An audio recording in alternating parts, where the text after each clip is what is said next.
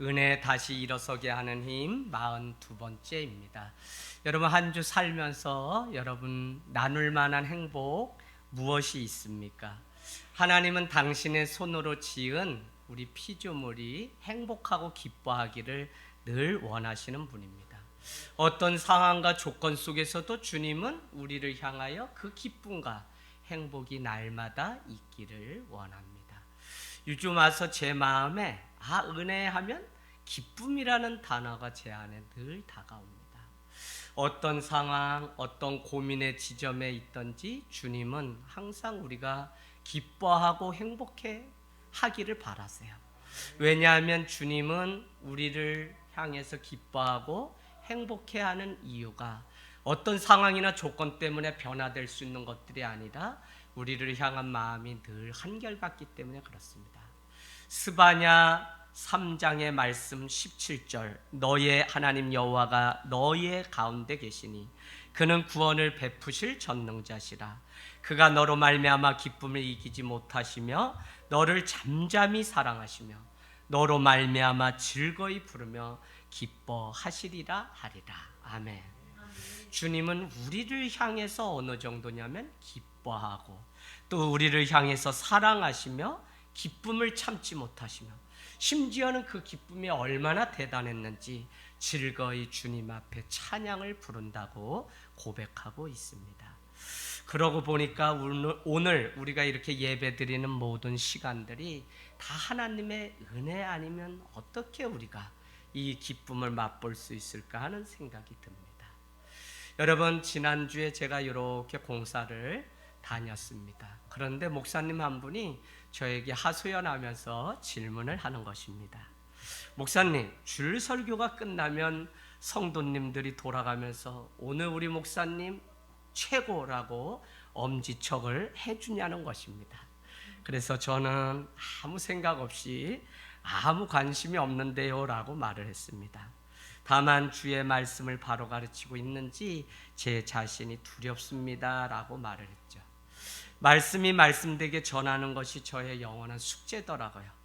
운전해서 집으로 돌아오면서 저의 안에 갑자기 든 고민이 무엇이냐면 하나님이 맡기신 성도들을 잘 목양하고 있는지, 특별히 이 코로나와 같은 엄중한 시기에 지금까지 배우고 들은 이 말씀을 놓치지 않고 주님 위해서 끝까지 순교의 그 자리라도 갈 수 있는 성도들, 요동하지 않고 그냥 그 말씀을 잘 간직하고 있는지 제 안에 질문이 생겼습니다.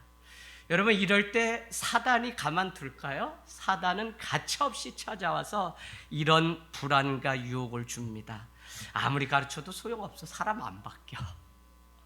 여러분, 그렇게 믿으세요? 사단이 그런 마음을 우리를 해집어요. 그러니까 제 주변에도 교회가 이전하고 어떻게든지 버티는 아름다운 목회자들이 있는가 하면 벌써 주변에 8교회가 문을 닫는, 제가 볼 때는 물질의 문제이기도 하지만 대부분 스스로 싸움에서 무너진 거예요. 이렇게 맷집이 없는 시대에 우리가 살아가고 있는 것이죠. 여러분, 그것이 목회자로 살아가는 질문이고 고민이고 불안이겠죠. 그러고는 어쩌면 그만두는 게 차라리 낫겠다라고 결론을 많이들 낸다고요. 그래서 저는 오늘 드리는 이 예배에 제가 이 자리를 지키고 서 있는 것이 또 얼마나 큰 은혜인지 다시 한번 사명의 불을 지핍니다. 여러분, 은혜, 다시 일어서게 하는 힘, 성도를 성도되게 이 어느 때든지 우리가 하나님을 향해서 변함없이 달려갈 수 있게 하는 그 힘은 은혜밖에 없습니다.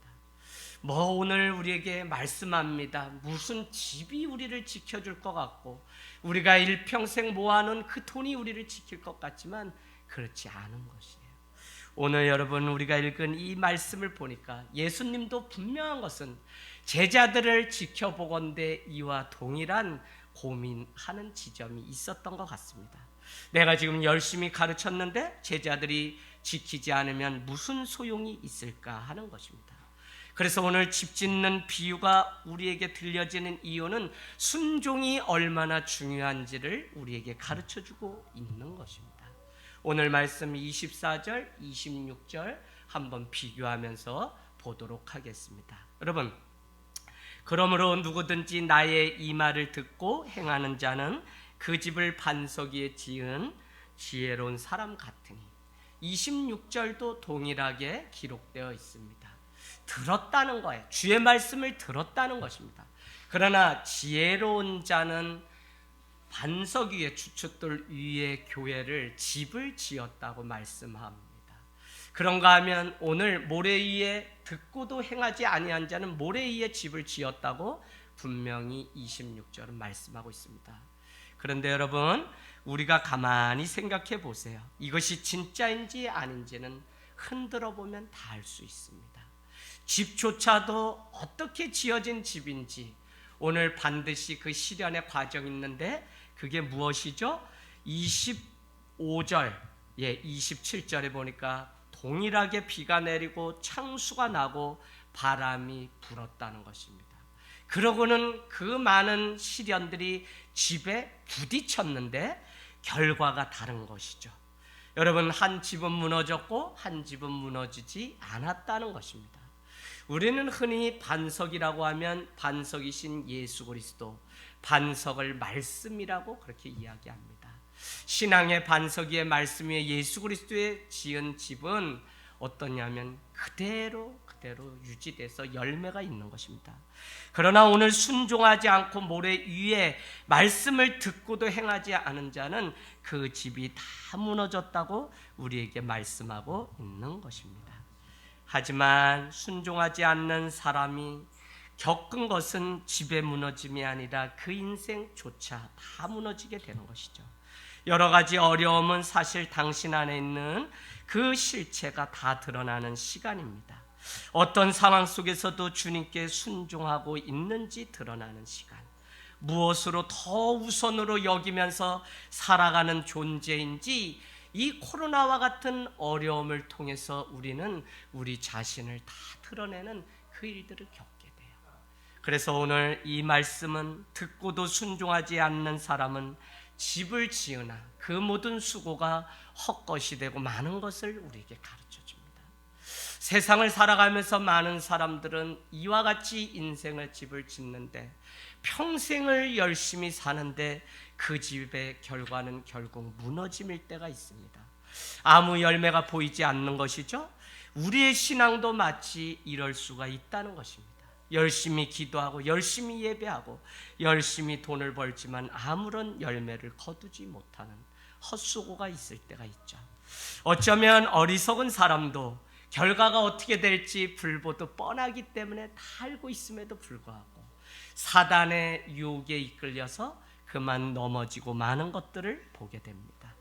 여러분, 이렇게 우리가 넘어지는 이유는 신앙의 분명한 그 목표가 설정되지 않았기 때문에 그렇습니다. 우리가 왜 오늘 예수를 믿느냐? 예수를 믿어야 구원을 얻는데 더 중요한 것은 예수를 믿는다는 게 무엇이냐? 그것이 바로 순종이라는 것입니다. 오늘 예수를 닮고 예수를 따라가는 그 삶이 우리에게 있을 때 주님은 마태복음 5장부터 산상수훈의 말씀을 쭉 하면서 너희의 착한 행실로 말미암아 그것이 빛과 소금이 되어 믿지 아니하는 자들에게 하나님께 영광을 돌리게 할 수 있다는 것입니다. 여러분, 우리의 착한 행실이 누군가에게 보여주는 때가 되기를 원합니다. 예수님은 사람에게 보이려고 구제하고 외식하고 금식하는 바리새인이 되지 말라고 말씀합니다. 5장부터 보세요. 그런가 하면 5장의 중간에 이렇게 되어 있습니다. 너희는 보물을 땅에 쌓지 말라는 것입니다. 보물을 땅에 쌓으면 다 좀먹어 없고 다 헤어져서 다 녹이 슬어서 없다는 거예요. 그런가 하면 여러분 이렇게 말씀하고 있죠. 뭐라고요? 다른 사람을 비판하지 말라고 말씀하고 있습니다. 비판하는 이유가 무엇일까요? 다 순종함이 없기 때문에 비판합니다. 그런가 하면 좁은 문으로 들어가라고 합니다. 순종을 요구하시는 것입니다. 그런가 하면 선한 열매를 맺는 사람이 되라고 말씀합니다. 선한 열매가 우리 가운데 있을 때 요한복음 13장은 주님의 참된 제자라고 우리에게 말씀하고 있는 것이죠. 그러고는 오늘 읽은 7장 마태복음 21절에 너무 놀라운 말씀을 하고 있습니다. 나더러 주여 주여 하는 자마다 다 천국에 들어가는 것이 아니라 다만 하늘에 계신 아버지의 뜻대로 행하는 자라야 천국에 들어갈 수 있다는 것입니다. 여러분, 이게 무슨 의미죠? 그 옆에 이렇게 적어 놓으시면 됩니다. 결국 주님의 뜻대로 한다는 것은 순종의 제사가 있어야만 구원이 있다는 것입니다. 여러분, 언제 우리가 은혜로운 삶, 언제 우리가 은혜를 누리고 은혜를 나누는 삶을 살게 되냐면 결국은 이 부족하고 이 못난 삶일지라도 주의 말씀에 우리가 순종해서 그 길을 멈추지 않고 걸어갈 때 우리 삶 가운데 오는 그 은혜가 있습니다. 오늘 우리 집사님 오셨어요. 손해봐요. 학원에 이런 선생님 두면 손해볼 수 있어요. 그러나 들려진 주의 말씀 때문에 내가 순종했기 때문에 먼 훗날에 나눌 수 있는 간증이 분명히 있는 것입니다. 순종이 바로 은혜를 받는 지름길이고 순종함이 바로 하나님의 뜻을 이루는 일이라니까요. 여러분, 우리는 믿음으로 구원을 받습니다. 맞죠? 맞아요? 맞아요. 그러나 제가 오늘 이렇게 여러분과 나누고 싶은 건 무엇이냐면 믿는 사람이 많은 시대에 우리가 살아가는데 제가 그냥 이 마지막 때를 살아가는 우리가 분명히 정확히 알아야 되는 것은 무엇이냐면 믿기만 하면 된다는 말이 아니라는 사실을 여러분 아셔야 돼요. 많은 사람은 믿으면 구원받습니다 하니까 그냥 우리가 믿으면 그냥 구원받는지, 아니요. 믿기만이 아니라 오늘 순종함이 있어야 된다는 것입니다. 그래서 믿는다는 것은 다른 말로 순종이라고요. 믿음은 순종입니다. 순종이 없다면 아무리 우리가 큰 목소리로 믿음을 말하고 우리가 오랜 신앙의 유산을 가지고 자산을 가지고 믿음이 무엇인지 안다고 해도 우리는 교회와 성도는 거짓과 탐욕과 우상숭배에 빠지게 됩니다. 뭐가 없다면? 순종이 없다면. 여러분, 순종이 없는 신앙생활은 남는 것이 없는 것이죠. 순종이 없는 기도는 자기의 뜻을 이루기 위한 것이고 순종이 없는 제사가 무엇이죠? 가인과 아벨이 똑같이 제사를 드렸거든요. 주님은 분명히 제사를 받으셨어요. 물론 히브리서에 가면 더 자세히 11장에 믿음으로 아벨은 제사를 드렸다고 해서 가인은 믿음으로 드리지 않았구나라는 단초를 우리는 발견할 수 있어요.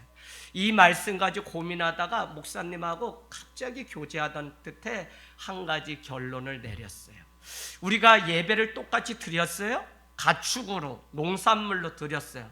근데 형이었던 가인은 왜 아벨을 돌로 쳐서 죽여야 했을까요? 당신이 드리는 그 제사가 하나님 앞에 순종함으로 드린 그 자유함이 없었기 때문에 그렇습니다. 여러분, 우리 안에 순종이 없게 되면 반드시 비교하게 되고 반드시 오늘 가인과 같이 똑같은 제사를 드려도 아벨보다 더 나은 제사를 드렸다는 칭찬을 받고 싶은데 그것이 없게 되자 시기심에 비판하며 아우를 쳐서 죽이는 일들을 보게 됩니다. 저는 참 요즘 우리가 살아가는 이 시대에 순종이라고 하는 이 단어가 빠져버리고 생략된 것이 큰 문제 같습니다. 믿음과 순종의 관계를 우리가 명확히 아셔야만 우리는 주님 앞에 제대로 된 믿음을 가질 수 있습니다. 아무리 오랜 시간 믿음 생활에도 작은 일에 순종하지 못하는 것을 보게 됩니다. 이것은 순종의 훈련이 되지 않았거나 순종 앞에서 변명하며 회피하였거나 순종 앞에서 결국은 자기의 뜻을 세우거나 순종 없이도 구원을 얻는 것처럼 잘못 가르친 거짓 선지자들 때문에 그렇습니다. 자녀가 아이를 낳은 일로 이미 기뻐요. 그러나 그 자녀가 부모의 말에 순종하지 않는다면 더 이상 기쁨이 될 수 없듯 하나님 앞에 우리는 기쁨의 대상입니다. 그러나 순종의 열매가 우리 가운데 있지 않으면 오늘 말씀과 같이 7장 19절에 아름다운 열매를 맺지 않으냐는 나무마다 찍혀서 차라리 불에 태워 버린다는 것입니다. 여러분, 우리가 이 믿음은 순종이다, 그만큼 믿음은 순종이구나라고 하는 사실을 여러분은 아셔야 됩니다. 이재학 목사의 말에 누구의 말에 순종하라는 게 아니에요. 주님의 말씀, 주님의 뜻. 물론 주님의 말씀을 전하는 주의 종이기 때문에 순종해야 되겠죠. 또 여러분끼리도 하나님의 말씀을 나눈다면 기꺼이 주께 순종하듯 순종하셔야 됩니다. 여러분, 우리가 이 순종이 빠지고는 우리가 주의 일들을 감당할 수 없습니다. 이 코로나 시기에 저는 여러분에게 한번 제안 드리기는, 내 인생의 집은 안전한가? 순종하지 아니함으로 말씀을 듣고 돌아가서 행하지 아니함으로 모래 위에 지은 집은 창수가 불고 바람이 부니 다 무너졌다는 거예요. 여러분, 실력은 바로 여기서 여러 가지 시험을 당하거든 온전히 기뻐하라. 누가요? 야고보서 1장 3절이. 왜요? 이것은 믿음의 시련은 우리를 온전히 구비하여 하나님의 구원을 얻게 하려고 하는 여러 가지 시험은, 즉 믿음의 테스트의 시간이기 때문에, 이때 우리가 순종함이 없게 되면 다 무너지고 떨어지고 만다는 것입니다. 순종이 없는 집은 무너집니다. 노아의 방주가 왜 대단한 것이죠? 노아의 방주는 노아의 나이 600세가 되던 해에 무두셀라가 969세에 죽게 되자, 무두셀라의 이름은 뜻은 무엇이었습니까? 그가 죽으면 심판이 온다는 뜻입니다. 무두셀라가 369세가 더 많은데 노아 600세에 무두셀라가 죽게 되자 홍수가 찾아오게 됩니다. 그때 노아는 무엇을 준비하고 있었냐면 구원의 방주를 준비하고 있었습니다. 그 구원의 방주는 자기의 설계도가 아니라 자기의 생각이나 자기의 신념이 전혀 가미되지 않은 채 주님이 지으라고 한 대로 그 한 규빗, 문 하나, 또 들어가는 문 하나, 또 안과 밖에 역청을 바르는 것, 또 키나 핸들링이 전혀 없이 오직 구원자이신 분은 주님밖에 없다고 하는 그 주님의 놀라운 계획대로 순종하며 지었던 자가 바로 노아라고 하는 자입니다. 여러분, 오늘 우리는 주님은 넓은 길이 아니라 좁은 길로 가는 자가 구원을 얻는다고 13절 14절, 좁은 문으로 들어가라, 멸망으로 인도하는 문은 크고 그 길이 넓어 그리로 들어가는 자가 많지만 생명으로 인도하는 문은 좁고 길이 협착하여 찾는 자가 적음이라. 여러분, 사단은 예수의 다른 길이 있다고 우리를 유혹하고 다른 길로 가도 구원을 얻을 수 있다고 말을 하는 거짓 선지자들이 너무 많습니다.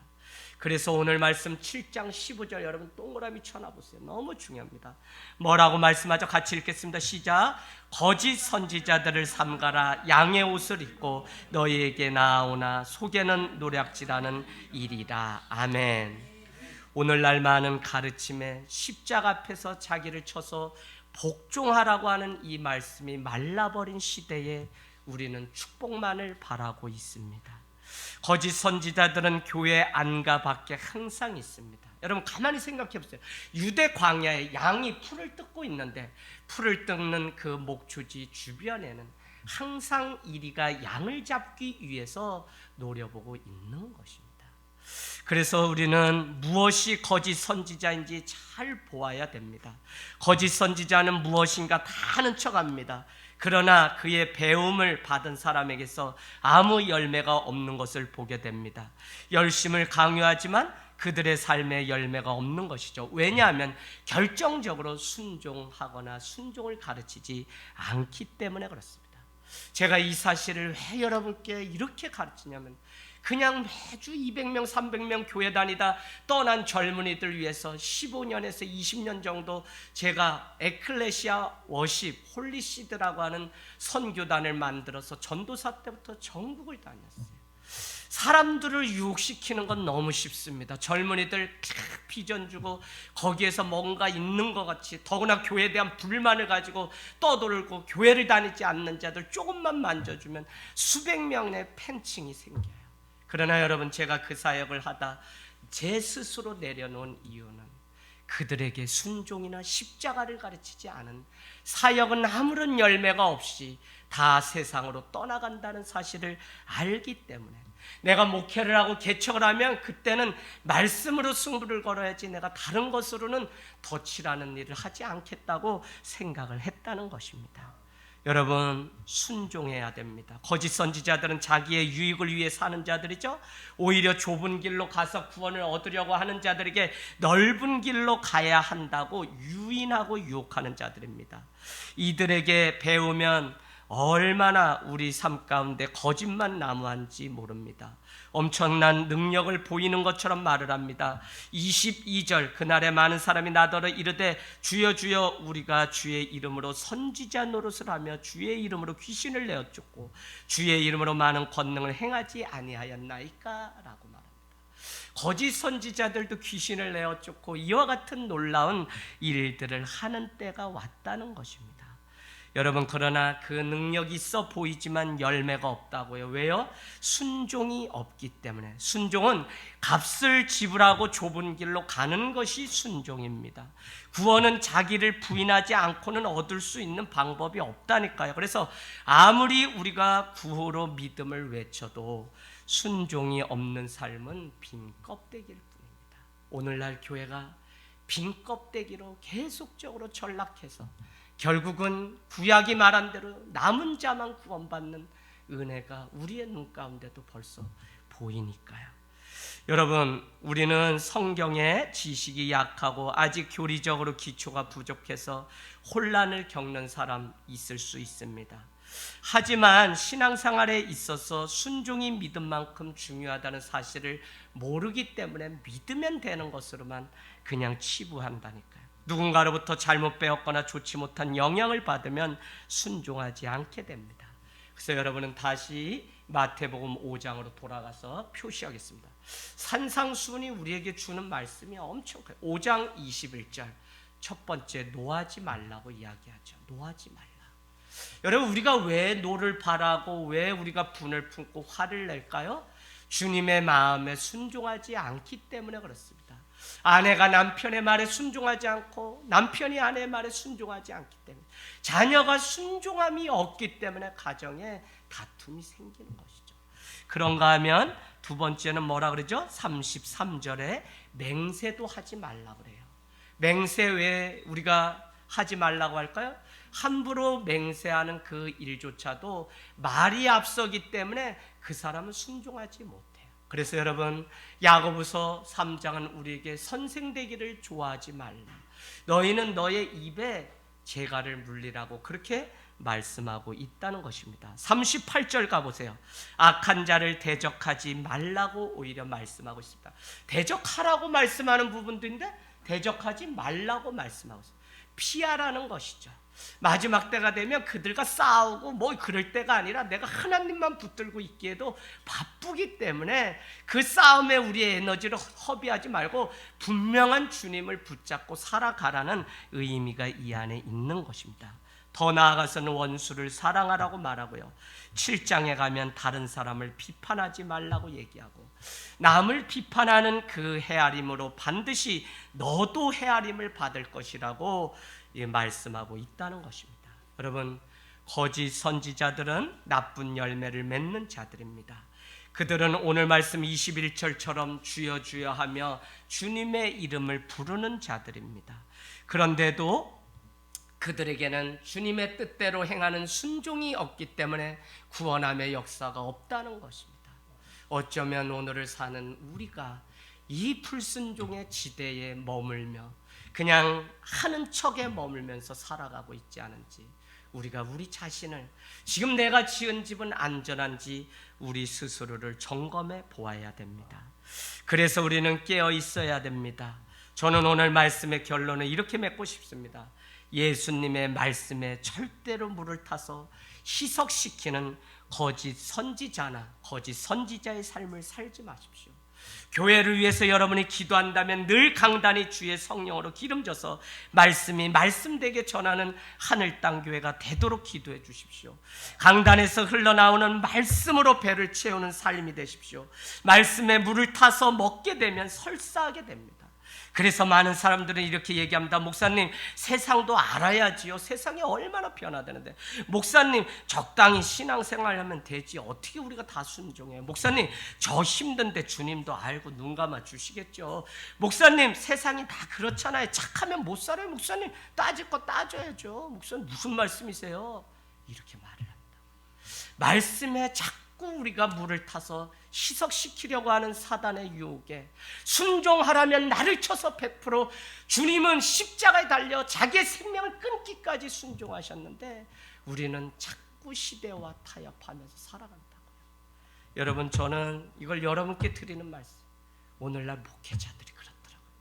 목사님들 만나서 막 얘기해보면, 야, 이 시대가 이제 마지막 때가 다 되었구나. 어떻게 양떼를 버리고 저렇게 눈에 보이는 좋은 것들에 휙하고 그냥 변신을 잘할까? 교회가 무슨 뭐 다른 건물을 매매하면 뭐 2억 정도가 남는다고 그냥 여기 있는 성도를 버리고서 저기 멀리로 또 휙 가버리고. 여러분, 요새 아주 그냥 말로 다 못해요. 말로 다 못해요. 여러분, 저 다 훈련받아서 다 알아요, 목사님. 저는 이렇게 스스로 자기 연민에 갇혀서 말씀 없이 매일 사람들의 위로를 갈구하며 그것조차도 채워지지 않으면 서운해하는 것을 많이 봅니다. 주님의 말씀에 자기 감정, 자기 생각, 자기 욕심, 자기 성취라는 물을 타지 마십시오, 제발. 그렇게 믿어봐야 하나님은 속지 않습니다. 비가 오고 창수가 나고 바람이 불면 다 무너지는 게 우리 인생이라니까요. 말씀에 물 타지 마십시오. 그냥 순종하는 믿음이 여러분이 주님께 드려야 할, 제가 드려야 할 믿음인 줄로 믿습니다. 여러분, 거짓 선지자가 와서 계속적으로 복을 받으라고 이야기하며 순종과 십자가는 다 생략한 채 우리에게 말씀합니다. 그러나 진짜 복이 무엇인지 안다면 마태복음 5장으로 가보십시오. 마태복음 5장은 산산수훈 팔복은 우리에게 그렇게 말씀하고 있지 않다는 것입니다. 마태복음 5장의 진짜 복은 심령이 가난한 자가 복이 있다고 말씀합니다. 그런가 하면 애통하는 자가 오히려 복이 있습니다. 그런가 하면 온유한 자가 복이 있다는 것입니다. 목사님, 어떻게 참아요? 저 사람 나인데 삿대질하는데 억울한 말 하는데 어떻게 참? 그래도 참으세요. 온유한 자가 복이 있습니다. 아시겠죠? 자, 그 다음에 뭐라고 얘기하죠? 의에 줄이고 목마른 자가 오히려 복이 있다고 말씀합니다. 긍휼히 여기는 자가 복이 있다는 것입니다. 긍휼히 여김을 받는 자가 아니라 긍휼히 여기는 자, 마음이 청결한 자가 복이 있습니다. 거짓 삼지 마세요. 적당히 살려고 거짓말하다가 마음이 더러워지면 우리는 하나님의 축복을 누리지 못합니다. 화평케 하는 자가 복이 있습니다. 계속 다툼을 만들고 분리를 시키는 분리의 영이 떠나가야 됩니다. 그런가 하면 의를 위하여 박해를 받는 자가 복이 있다고 말씀하고 있습니다. 도리어 마태복음 5장 11절 12절로 가서 한번 여러분 보세요. 진짜 복은 예수 그리스도로 말미암아 너희를 욕하고 박해하고 거짓으로 너희를 거슬러 모든 악한 말을 할 때에는 너희에게 복이 있나니 기뻐하고 그때 즐거워하라. 아니, 핍박받는데 즐거워하고 기뻐하라는 것입니다. 왜요? 그것이 하나님이 주시는 유일한 복이기 때문에 그렇습니다. 하늘에서 너희의 상이 이미 큼이라. 너희 전에 있던 선지자들도 이와 같이 박해를 받았다는 것입니다. 이미 구원을 받고 믿음의 반열에 올라선 이 선지자들도 이미 이와 같은 박해를 겪어내며 믿음으로 증명했다는 것입니다. 여러분, 정말 진짜 복은 이와 같은 것인데 사람들은 예수를 믿고 주님을 따르고 하는 이 교회조차도 여전히 세상의 논리가 와서 사람들을 오염시키고 그런 생각으로 위로를 받으려고 한다면 예수 안 믿는 편이 나아요. 아니, 예수를 믿는데 구원받지 못하고 오늘 집을 지었는데 다 무너지고, 아니 나무를 심었는데 거기에 좋은 열매가 맺히지 않아서 차라리 풀에 다 던지는 결과가 온다면 그것은 열심히 해야 소용이 없다는 거예요. 믿는다고 아무리 열심을 내고 예배를 해도 소용이 없다고. 뭐가 없으면 믿음은 순종이기 때문에 순종이 없다. 그래서 오늘 여러분, 오늘 7장 마지막은 우리에게 순종을 가르치기 위해서 주여 주여 하는 자라고 다 구원을 얻는 것이 아니라 아버지의 뜻대로 행하는 자라야 구원함을 얻을 수 있다고 말씀하고 있는 것입니다. 믿기만 하면 되지 무슨 순종을 하라고 하냐고 따질 수 있습니다. 지금 사는 것도 힘든데 이 코로나에 무슨 순종이 필요하냐고 물을 수 있습니다. 하지만 이보다 더한 때에도 주님은 순종을 요구하셨고 예수님은 친히 자기를 십자가에 내어주시며 생명이 끊어지는 순종을 하신 것입니다. 지금 여러분에게 순종해야 할 부분이 무엇입니까? 늘 자기 방식에 갇혀 산다면 지금 순종할 일이 전혀 떠오르지 않을 것입니다. 다만 자기 열심만 보이고 자기처럼만 살면 되는 것처럼 착각할 수 있습니다. 그렇기 때문에 오늘 바리새인이 이 마태복음 5장에 등장하며 바리새인들은 사람들이 보이는 그 시장거리에서 외식하고 금식하고 구제하는 일을 한다는 이 세 가지의 특징이 다 뭐죠? 한번 가볼까요?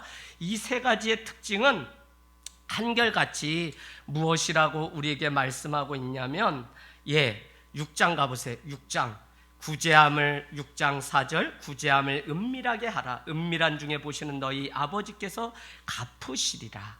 그래서 오른손이 하는 일을 왼손이 모르게 하라고 그렇게 말씀하고 있습니다. 6장 1절 너희가 이 땅 가운데서 그렇게 구제함을 다 드러내면 하늘에 계신 너희 아버지께 상을 받을 것이 없다고 말씀하고 있습니다.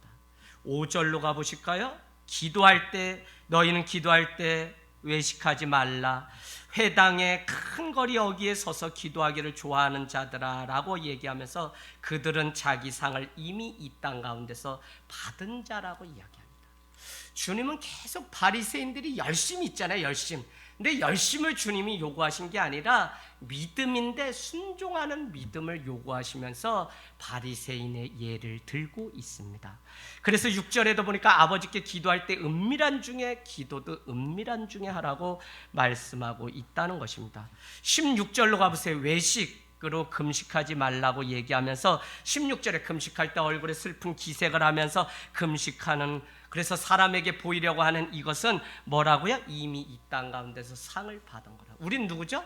우린 마지막 때 하나님께 가서 상을 받는 것이지 여기서는 박해받고 원망받고 사랑 줘도 사랑 모를 수도 있고 뭐 구제해도 구제 모를 수 있어요. 그러나 그런 것에 우리가 참 믿음이라면 서운해할 필요 없어요. 전혀. 우리는 하나님께 마지막 때 상을 얻는 것이기 때문에. 여러분 히브리서 11장 한번 가보실래요? 히브리서 11장 주님이 우리에게 요구하시는 것이 무엇인지 우리는 히브리서 11장에 가면 명확하게 알 수 있습니다. 야고보서 앞에 히브리서 11장 6절 신약 365페이지입니다. 히브리서 11장 6절 여러분 우리 같이 한번 읽도록 하겠습니다. 11장 6절 시작. 믿음이 없이는 하나님을 기쁘시게 하지 못하나니 하나님께 나아가는 자는 반드시 그가 계신 것과 또한 그가 자기를 찾는 자들에게 상 주시는 이심을 믿어야 할지니라. 아멘. 진짜 믿음, 하나님을 기쁘시게 하는 믿음 뭐냐면 그가 계신 것과 마지막 때 하나님이 나의 삶에 합당한 상을 주시는 분이라는 것을 믿는 자가 그가 하나님을 기쁘시게 하는 거예요. 그러고 보니까 목회도 그러고 여러분의 삶도 뭐 얼마나 많은 손해와 오해와 많은 것들 속에 우리가 살아갑니까? 그러나 주저하지 마세요. 사단이 우리에게 제가 말씀드렸습니다. 아유 이렇게 가르쳐도 뭐 편하지도 않고 이렇게 하면 뭐 저 사람들이 알까? 사단이 주는 마음이에요. 여러분 아무 변화가 없고 아무 소용이 없다. 그러나 우리가 하늘에 계신 아버지가 상을 주신다는 그 믿음 때문에 우리는 가던 사명자의 길을 놓칠 수 없고 계속적으로 주님 나라를 향해 걸어가야 한다는 것입니다. 할렐루야. 여러분 믿기만 하면 되는 것이 아니라 순종해야 하는 것입니다. 여러분 주님은 우리에게 계속적으로 순종을 요구하십니다. 바리새인과 같은 보이는 열심이 아니다. 정말 끝까지 순종할 수 있는 그 믿음을 요구하십니다. 오늘 말씀 결론, 믿음과 순종의 관계는 나무와 열매의 관계로 7장은 마무리하고 있습니다. 여러분 17절에 좋은 나무마다 아름다운 열매를 맺고 못된 나무가 나쁜 열매를 맺나니 좋은 열매는 좋은 나무예요. 나쁜 나무는 나쁜 열매, 악한 열매가 맺히게 되어 있습니다. 이 나무라고 하는 것은 어떻게 보면 우리의 기본이고 우리의 근본을 이야기하고 우리의 본질을 어디에 두고 살아가는 나무인가, 그것을 비유하는 거죠. 우리가 정말 주님 앞에 뜻을 두고 순종하는 데 둔다면 거기에는 선한 열매가 있겠지만 우리가 사람을 의식하고 사람에게 보이려고 적당히 한다면 그것은 반드시 때가 되면 곰팡이가 슬어요. 제가 여러분 공사 다닌다 그랬잖아요. 목사님들 어렵잖아요. 그 인건비가 하루에 20만 원이에요. 이 데코 타일 깔고 이제는 장비를 들다 보니까 뭐 이거 웬만한 거 장비만 있으면 다 해요. 근데 여러분 제가 해주기는 하지만 돌아오면서 하는 말이 있습니다. AS는 절대 안 됩니다. 왜 그러냐면 방수 놓은 거기는 아직 연락이 없는데, 우리가 뭐 방수벽 같은 거 지하에 막 하면 한 달은 그냥 아주 그 방수벽 때문에 얼마나 깨끗하고 이쁜지 몰라요. 막 목사님 감사합니다. 평생 저 이 은혜 못 있습니다. 목사님 꼭 가서 정심 함께 하겠습니다. 막 이렇게 헤어졌는데, 한 달이 지나고 나면 그 뒤에 있는 그 습기가 이 벽을 타고선 그 판넬을 뚫고서 밖이 까뭇까뭇해지기 시작해요. 그래도 모르죠. 이제 좀 닦아봐요. 그러다 완전히 곰팡이가 쓸게 되면 욕을 먹게 됩니다. 여러분, 정말 적당히 우리가 감추고 가릴 수 있을 것 같지만 사실은 좋은 나무야지 좋은 열매가 나고, 나쁜 나무에는 나쁜 열매가 날 수밖에 없어요. 우리가 왜 가문을 중요시하고, 왜 자녀를 결혼할 때 가문을 보고, 왜 우리가 무엇을 할 때 자녀의 성품을 보냐? 그 가문에 내려온 근본 뿌리가 무엇인가가 중요하기 때문에 그래요. 물론 예수를 만나면 얼마든지 변화되고 바뀔 수 있습니다. 그러나 그런 가문에서 태어나서 살아가기까지는 갑절의 노력과 수고와 피눈물이 없이는 변화되기가 더 어려운 것을 늘 우리가 경험하고 있습니다. 여러분, 좋은 열매가 되기 위해서 우리의 인생을 허비하지 말아야 됩니다. 게으르면서 주의 일을 하고 좋은 열매를 맺을 수 있을까요? 남들 자는 거 다 자고 다 먹고 그러고도 힘들다 이해해달라고 한다면 복음 말씀에 자기 연민을 섞어서 적당히 믿으려고 하는 것이지, 자기를 쳐서 주께 복종함이 없는 것입니다. 하나님의 일을 하면서 생각과 마음이 주께 붙들리지 않으면 우리의 마음은 세상 염려와 근심이 붙드는 것입니다. 그래서 여러분 얼른 가보세요. 마태복음 6장 31절에 뭐라고 말씀하냐면, 너희는 무엇을 먹을까 입을까 마실까 염려하지 말라. 이것은 이방인들이나 구하는 것이라는 거예요. 무엇을 먹을까 입을까 마실까 염려하지 말라는 거예요. 주님 앞에 정한 대로 살아가세요. 근데 여러분 뭐라고 돼? 이건 이방인이나 구하는 것이다 라고 얘기하면서 이런 말씀이 뒷붙여 있죠. 뭐라고요? 먼저 그의 나라와 의를 구하라. 그리하면 이 모든 것을 더해 주시리라. 할렐루야. 여러분, 그래서 우리가 믿음으로 주님 앞에 작정하고 순종하고 예배하기로 하면 주님은 아시고 미리 앞서서 행하시고 나갈 길을 지시하시는 분이시기 때문에 우리의 먹고 살고 입는 모든 것들을 다, 그래서 뭐라고 말씀하세요? 너희는 내일 일을 염려하지 말라. 한날의 괴로움은 그날에 족할 뿐이지, 오늘 염려를 내일까지 끌고 평생을 끌고 가는 사람들이 있어요. 절대 여러분, 믿음의 자리에 염려가 들어오면 근심과 마음이 갈라져서 하나님이 그 안에 계시지 않게 되고 결국은 원망이 되고, 결국은 여러분, 오늘 우리가 6장 31절 이 말씀, 먼저 그의 나라와 의를 구하면 그리하면 이 모든 것을 너희에게 더해 주신다고 하는 이것이 무엇이냐? 저는 이 산상수훈을 나중에 한번, 제가 이번에 딱 마음에 주신 마음이 있어. 산상수훈 결국은 5장에서 7장 주님이 모든 말씀마다 순종하라고 교훈하신 거구나. 순종하라고. 염려하는 거 이방인이 구하는 거라고요. 그냥 순종하라고요. 주님이 먹여주시겠지, 입혀주시겠지. 그냥 순종하라고요. 비판하지 말고 다 나중에 드러난다. 그냥 기도하라고, 구제하라고요. 그냥 주님 앞에 말씀을 들었다면 행치 않는 자가 아니라 행하고, 바람이 불고 창수가 일어도 반석 주춧돌 위에 집을 지어서 무너지지 않는 지혜로운 건축자가 되시기를 주님의 이름으로 축복합니다. 믿는 사람은 다른 말로 순종하는 사람입니다. 여러분, 이제는 이 정도는 우리가 구분해야 돼요. 아직도 교회 다니면 믿는 거다, 나 구원받았다, 착각입니다. 믿는다면 믿음 이꼴 순종입니다. 제가 말씀으로 증명하겠습니다. 로마서 16장 25절 26절, 로마서 16장 25절 26절에 말씀이 얼마나 정확하게 우리에게 가르쳐 주시는지, 주님이 우리에게 복음을 주시고 예수 그리스도를 보내주신 이유를 분명히 말씀하고 있습니다. 로마서 16장, 로마서 16장은 사도행전 다음에 있는 거죠. 로마서 16장 신약 262페이지에 있습니다. 25절 26절 한번 우리 같이 읽겠습니다. 16장 25절 26절 시작. 나의 복음과 예수 그리스도를 전파함은 영세 전부터 감추어졌다가 이제는 나타내신 바 되었으며 영원하신 하나님의 명을 따라 선지자들의 글로 말미암아 모든 민족이 믿어 순종하게 하시려고 알게 하신 바 그 신비의 계시를 따라 된 것이니 이 복음으로 너희를 능히 경고하게 하실. 아멘. 무슨 말씀이냐면 우리가 예수 그리스도를 전파하고 복음을 전파하지 않은 25절에 그 분명한 이유는 무엇이냐면 26절에 모든 민족으로 믿어 순종하게 하시려고 이 말씀을 지금도 전해야 되는 사명이 우리에게 있어요. 부모가 자녀들에게 말씀을 가르치지 않으면 절대 순종하지 않습니다. 여러분, 왜 우리가 오늘 가르쳐야 되느냐, 왜 전파해야 되냐, 왜 예수 그리스도를 찾아야 되느냐, 적당히 잘해주는 척하지 마세요. 분명히 가르치지 않으면 우리는 믿어서 순종하는 자리에까지 가지 못해요. 믿는 건 얼마든지 믿을 수 있다고요, 제가.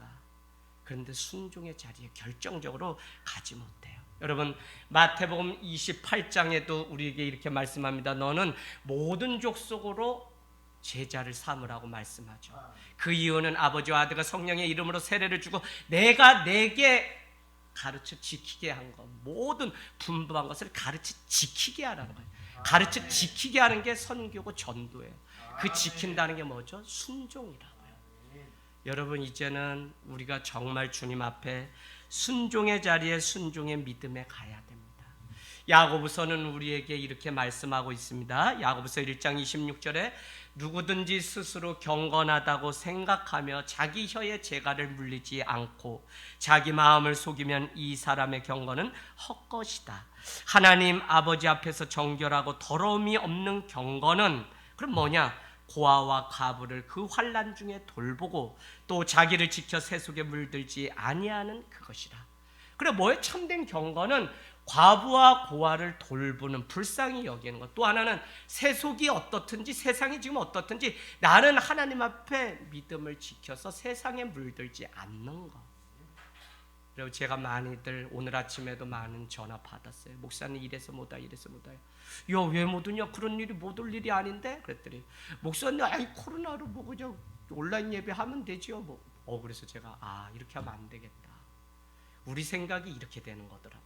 그래서 여러분 진짜 힘써서 예배 앞에 주님 앞에 나가기를 원합니다.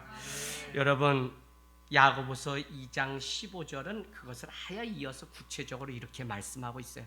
만일 여러분 중에 형제나 자매가 헐벗고 일용할 양식이 없는데 너희 중에 누구든지 그에게 이르되 그냥 평안히 가세요, 덥게 해라, 배부르게 하라 하며 그 몸에 쓸 것을 주지 않는다면 무슨 유익이 있으리요? 이와 같이 행함이 없는 믿음은 그 자체가 죽은 것이다. 이와 같이 순종이 없는 믿음은 그 자체가 죽은 것입니다.